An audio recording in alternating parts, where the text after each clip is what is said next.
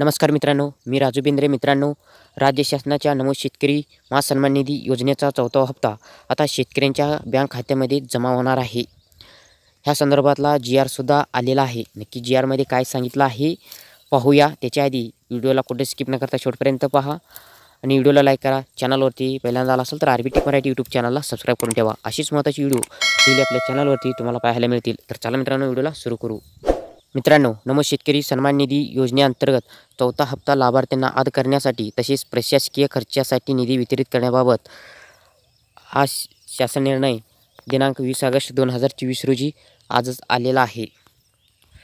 तर सन 2023-24 या अर्थसंकल्प भाषणात पंतप्रधान किसान सन्मान निधी योजनेच्या राज्य शासनाच्या अनुदानाची भर घालणारी नमो शेतकरी महासन्मान निधी योजना घोषित करण्यात आली होती. ह्या योजनेची आता 3 हप्ते शेतकऱ्यांच्या बँक खात्यात जमा झाले आहेत.